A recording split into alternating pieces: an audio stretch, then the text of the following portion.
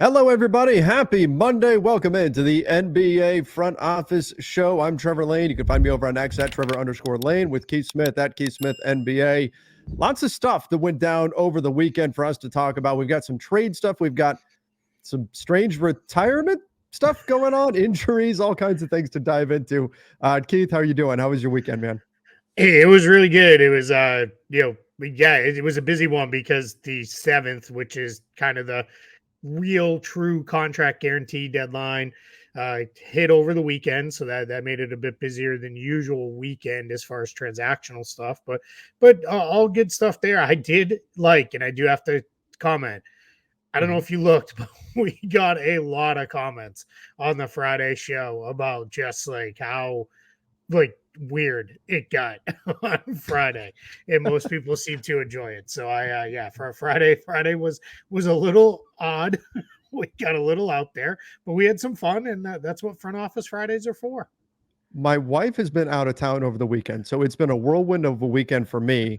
I've been at trampoline parks with my Oh daughter. I've been, man, been running a lot. I've been playing Legos, doing all these things.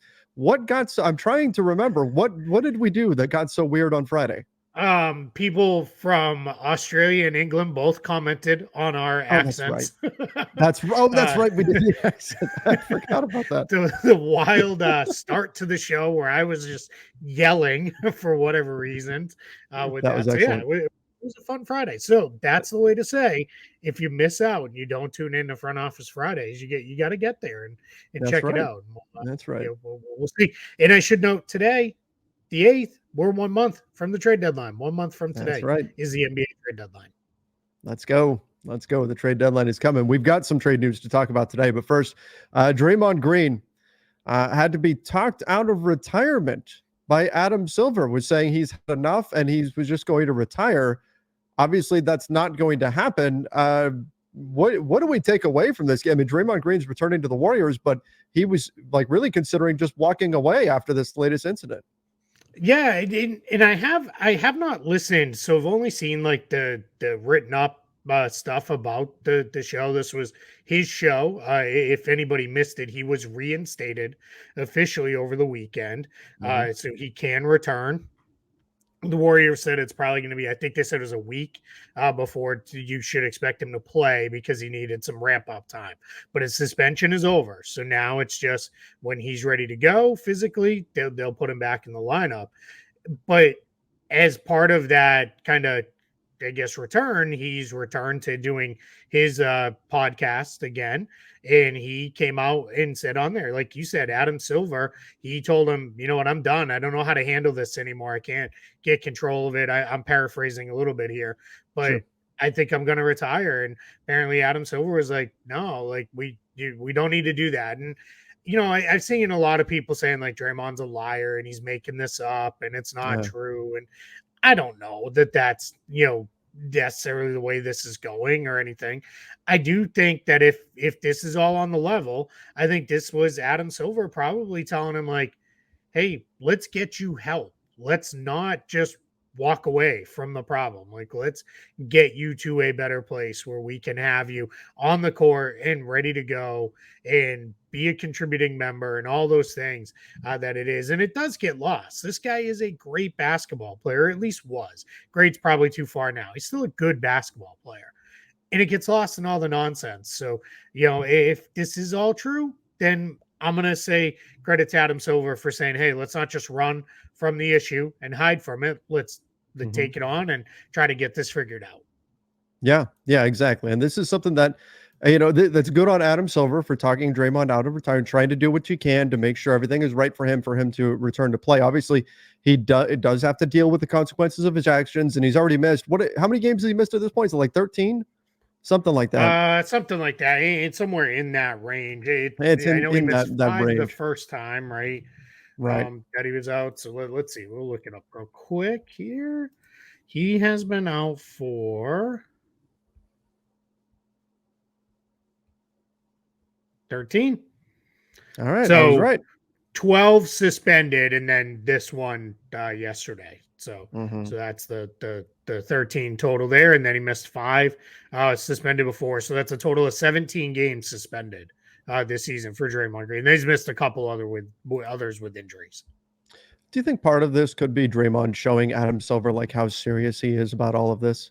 Like he It had to might be. prove to the NBA that that he's taking this seriously and all of that. Could he be saying, "Look, I'm willing to walk away and retire"? Could that, like, I wonder, would he really have, like, if Adam Silver had just said, "Okay, go ahead and write up your resignation," what would have happened there? Like, again, I'm not saying Draymond's lying. Perhaps this really was getting him to the point where he really was saying, "Look, I'm done, and I'm just going to walk away." Just he's in a position where he has to prove to the league that he's able to return, and showing he's remorseful, and so remorseful that he's considering to retire. Yeah, maybe there's something there, but again, I doubt that's the case. But something that popped into my head. It may very well be. I think too, we all have emotional reactions sometimes. Obviously, he had one in the actual moment when he took down Rudy Gobert, and then when he hit Yusuf Nurkic in each of those incidences. So those were emotions getting the better of him. And then maybe it was when it was, hey, we're going to suspend you indefinitely. Maybe it was another emotional reaction. Then, you know what? I don't know how to fix this, so I'm just out. And there may be sometimes we see with athletes, especially ones who play with an edge, if they find they can't play with that edge anymore, they just find they can't play. And then they decide it's time to walk away. I just don't have it anymore. So maybe that is where this went with Draymond Green. But we're going to find out. Like I continue to say, teams are going to test him now. Guys are going to try to get under his skin. They're going to try to get him upset. They're going to see. Draymond Green is not going to play the rest of his career without getting a technical, and probably not going to play the rest of his career without getting thrown out of a game. The key is, it sounds weird to say this, if he gets thrown out for screaming and yelling at a referee and cussing him out, that's fine. Like, respective of, it's better than hitting an opponent or getting physical with somebody or something. Yeah, right. He's probably going to get another flagrant foul in the course of his career. What can happen is, anytime he yells at somebody or he gets a flagrant foul, I don't want to see a million people like, see, same guy, kick him out. Should be out of the league entirely. Like, that's not, like, guys get technicals, guys get thrown out, guys get flagrant fouls. Like, that happens. What we can't have happen is hauling off and belting an opponent or choking a guy out. Like, those are things clearly that cannot happen. But yeah, I do expect this to be interesting to watch just from the standpoint of how our team's going at him now moving forward. Yeah, absolutely. Definitely something to keep an eye on there.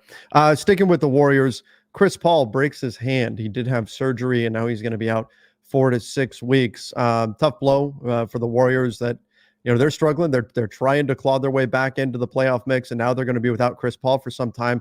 I saw some stuff out there that maybe they could put Chris Paul in the trade market. I'd imagine most teams that were traded for him will be doing so for the contract. So I don't know that him being out of action necessarily kills any kind of trade value he would have, but it's not a positive either way on the trade front. Obviously, a big negative on the court. Yeah, without a doubt. For the trade purposes, he won't be back likely before the trade deadline. No. It may be, if he is, it's like a game or two ahead of it. And that's only if he heals on the quick, very quick side of this. I think trade value wise, this probably doesn't really change his trade value at all. If you're trading for him, you know what you're expecting, as long as you get a chance to look and say, all right, as soon as the hand fracture heals, he'll be fine, then we're good, as long as there's not expected to be any kind of long-term issues. But you're mostly right. This is 90% about the contract and 10% about him as a player, because he's effectively a $30.8 million expiring contract, because his next year's contract is fully non-guaranteed. So we'll see what happens with this. I do get a feeling something's going to happen with the Warriors. I don't know if we put it on the list or not, but there was the Kuminga stuff came out. Where he's unhappy with his playing time. Moses Moody apparently chirped up too that he hasn't been happy with his playing time. So we're in a spot where, we've got a bunch of these guys are, talking. Andrew Wiggins hasn't been himself and hasn't looked very good. It just feels like something big could happen with the Warriors, especially if they're like, we got Draymond back. We still have Steph. Play has been better recently. Mm-hmm. We feel like we can retool around the core group here for one more run. They do have the pieces to go out and make a trade or two if that's what they want to do. Now, with the Warriors, the news that came out just recently was that the Warriors are, quote, loath to Yes. trade Jonathan Kuminga, which I wonder how much of that is Jonathan Kuminga asks out, and the teams are like, oh, maybe we can get him on the cheap. And then the Warriors are like, oh, no, we really don't want to trade this guy. I mean, they not saying they're lying, not saying that's not true, but if I'm the Warriors, no matter what I think about Jonathan Kuminga, I'm putting out there, well, we really don't want to trade him. So, people have to come with stronger offers. Yeah, you've got that part of it. You've also got the part where he's actually been pretty good recently for them and playing pretty well. And he is one of the only young players from that kind of transitional years that they hit on that's actually delivered on the promise of being a high draft pick. Mm-hmm. After, clearly I'm talking well after the core guys were drafted. This was like, what was it, that 2-year period where they had a bunch of injuries and just fell kind of the bottom of the standings. Kuminga was one of the guys who really has come through. So I get why they would be loath to trade him if that's the terminology we're going to use. I also think that there is a real chance here that what we ultimately see is, does this turn into more of, hey, it's got to be a home run kind of trade for us to put him into that trade where we really are looking at it and saying after, yeah, this put us back on the path towards being a playoff team and towards really pushing. I mean, they got killed by the Raptors last night. We're recording on Monday, so on Sunday Mm-hmm. night, they got really hammered by the Raptors. And with the Lakers win, that flip flopped them again in the standings. There at the bottom of the play-in picture in the Western Conference. So in the Utah Jazz are only a half game behind the Warriors right now. So it's tight. Like they either need to get guys back, really make a run at it with what they have, or start to look at making some changes. And then what your question is Jonathan Kuminga like a guy you feel he's worth keeping because he can be a foundational piece post Curry, Green, Thompson, or do you look at it and say, let's go get somebody who can help us now and over the next 2-3 seasons while we still have Mm-hmm. these guys, and let's figure this out? Yeah. Yeah. That's going to be the question for the Warriors as we get closer to the trade deadline. Let's head, well, not far away from the Warriors, the Sacramento Kings. Pascal Siakam, for a little while there, Keith. In fact, I think we even talked about this a little bit on Friday that we were kind of wondering if a Siakam to Sacramento trade might go down over the weekend. Then suddenly Shams burst that bubble, said it's not going to happen. The Kings reportedly not interested in trading their major pieces here, not interested in trading any kind of or giving Siakam any kind of a max contract. So if that's the case, that could definitely put a big stop on any kind of activity here. Yeah, without a doubt. It sounds like this deal was centered around Harrison Barnes and something. I'm going to guess maybe Kevin Herter, who's kind of been not out of the Yep. rotation, but the Kings did take him out of the starting group. So maybe that's where this was headed, was Herter and Barnes and probably something else, a pick or something for Siakam. But it sounds like then the Raptors at some point in this conversation, we're like, actually, we need Keegan Murray. And then that's where it all fell apart. Right. And the Kings aren't willing to trade him, reportedly. Exactly. Yeah. And now the reporting from Shams that came out earlier today, I think it was on the FanDuel show. I think maybe he's on so many things now I can't keep him straight because every once in a while I think I have him, and then he mixes in like breaking news from AT&T, and I'm like, Right. where did this one come from? But he's all over the place. He hustles, right? So Yeah. somewhere Shams reported that now it involves the Raptors going back to the Kings. So I think he's basically saying it's not dead, but like Sacramento pretty much said, no, we're good. We're not doing this, and walked away. So we'll see. I mean, that's kind of how it goes at this time of year. Yeah. Yeah. And again, they've got a month now. They've got a month to figure it out and make something happen if they're going to get a deal done. Who knows? There could be other landing spots for Pascal Siakam, but certainly one of the key players that's on the trade market that we're going to be keeping an eye on him. Zach LaVine's another one. Of course, Buddy Hield. There's plenty of guys that these names are going to keep popping up, and we're going to hear some potential landing spots for them. Some will fall through, but this is some of the excitement of the trade deadline. It's getting to think through all the different possibilities that we could see happen by February 8th. Yep. Yeah, Keith, without a doubt. Yeah. I think too, it's always important to know this is why you have to be really careful with how much you run with something when you hear things are getting close to. Right. Close to is not have an agreement for, have agreed to, whatever phrasing. The reporters are generally pretty good, and they don't generally jump the gun too much when they're putting their trade reports out there, at least publicly like that. They may throw something in like conversation of the Kings and Raptors, have had conversations and we're discussing a trade involving Pascal Siakam or something like that. But once you actually put it in writing, that tends to be a little bit closer in general than other stuff. So we'll see what that looks like. All right, let's get to some of the signings and moves that happened over the weekend. Keith, I know you've got a list there of all the different things that went on around the league. There were a number of moves being made. Why don't you hit us with the latest? Yeah. So what happened this weekend? All contracts, standard and two-way, become fully guaranteed for the season on January 10th. So you might be looking at this and saying, well, that's 2 days away. Why did it all go down over the weekend? The functional deadline really is January 7th at 5 p.m. Eastern, because at 5 p.m. Eastern, guys aren't waived by then. They can't clear waivers by 5 p.m. on the 9th, which means it carries over to the 10th, which would mean the deal's fully guaranteed. So you hear the 10th, January 10th as the deadline for guarantees, but it's really the 7th. That's why all this happened. So started with, I think, if I'm going in order here, I think the first piece of news we heard was the Trailblazers waived Skylar Mays and Ish Wainwright. So two guys that they had on standard contracts, guard and a wing. They open up two standard roster spots. And so I don't have to repeat this multiple times. Anytime a team drops below 14 players, they have 2 weeks to sign a player to a contract, and you can be under 14 standard contracts for 28 total days in the season. We talked about this quite a bit with the Warriors earlier. Right now, there's two teams in this position. It's Portland and it's Cleveland. So they will have to rectify that before the trade deadline, but they're at least going to have at least one open roster spot. So Skylar Mays, Ish Wainwright.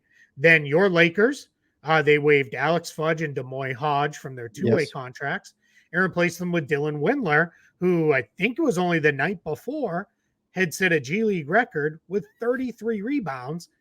And here's the crazy part: Dylan Windler is a 6'6" wing. He's not a 7'2" center. So just bonkers. And what Dylan Windler the Lakers saw that and went, "Yes, we need rebound. Right? Come on down." You.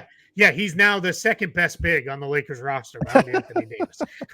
So and he might be the best rebounder, apparently, in the entire history of the NBA. If he doesn't have a history of these like he doesn't have a history of these like absurd rebounding games though. Like this was once in a while he would pop like a 15 or 16 rebound game in the G League, but that's not uncommon. Guys will pull those kind of things. 33 that's a ridiculous number at any level.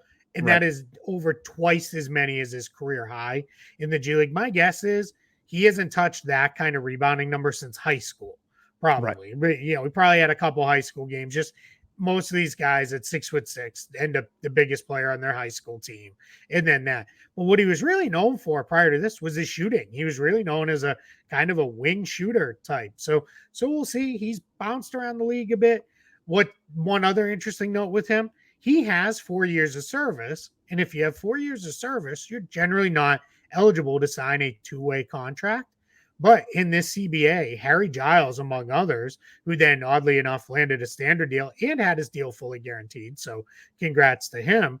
He helped push through that if you miss an entire season in your first 4 years, so you get the year of service because you're on a roster, but you don't play in a single game, you can still sign a two-way contract. Giles was famously, he missed either one or two. He might have missed two in his first 4 years, but he helped get that pushed through with his agency, with the Players Association. I think the NBA looked at it and said, all right, yeah, that makes sense to us. Like, you really didn't play a whole year, so why not give you another shot at a two-way? So that's why Windler's eligible, because he missed an entire season when he was with the Cavs, former late first-round pick. So we'll see if the Lakers are catching a late bloomer here, lightning in a bottle kind of guy. Maybe he can help out a little bit with some wing play. Just I hope nobody looked at it and said 33 rebound guy. Look, this guy's he's a going to come in monster. and rip. Start him. Yeah, right. He's going to rip boards down left and right. That's probably not going to No. happen.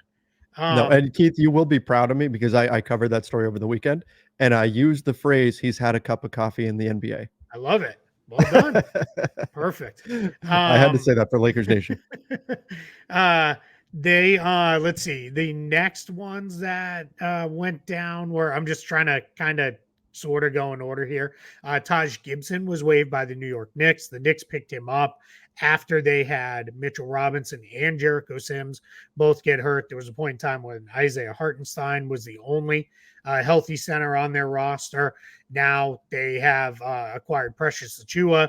Jericho Sims is back. Robinson's obviously out for the year, but the Knicks, I think, are thinking about it as, hey, we'd rather have the roster spot right now. And I'm pretty sure they know if we want to go back to Taj Gibson at some point later, we can go back and get him later in the season if we really need to, if we have an open roster spot. But little extra flexibility right now going into the trade deadline, especially if you're doing like a 2-for-1 type of trade or anything like that. Now you don't have to waive a fully guaranteed contract. The Brooklyn Nets waived two-way player Amani Brooks. He's kind of bounced around the fringes of the NBA. Then the Bucks waived two-way players, Marcus Bolden, a center, and Lindell Wigginton. He's kind of a combo guard, undersized for a shooter, but decent playmaker. He'd been with the Bucks for 3 seasons, and now he's going into free agency. Bolden, we'll see. My guess is a lot of these guys, when they get waived, they just return back to the team's G League team anyway, because unless they're going overseas or something, they do. Every once in a while, they'll jump to a different G League team, but we'll see what happens with that. And then the last one was Juan Toscano Anderson. Sacramento Kings had picked him up out of the G League about 3 weeks ago, I guess is a better way to put it. Gave him a shot, but now they're moving on and let him go. Again, opens up a roster spot. And probably once again, they know, hey, if we want to go back to Juan Toscano Anderson later, we can always bring him back later and sign him there if nobody else has. So that should catch us all up with all the transactions. A lot of minor stuff for now. Sure. A lot of open roster spots, though, around the NBA right now. Boston has one. These are all standard spots. Chicago, Cleveland has 2. Golden State, the Lakers have a standard. Miami has a standard. Minnesota, New Orleans, New York, Portland has 2. Sacramento and Toronto, and then open two-way spots. The Lakers have an open two-way.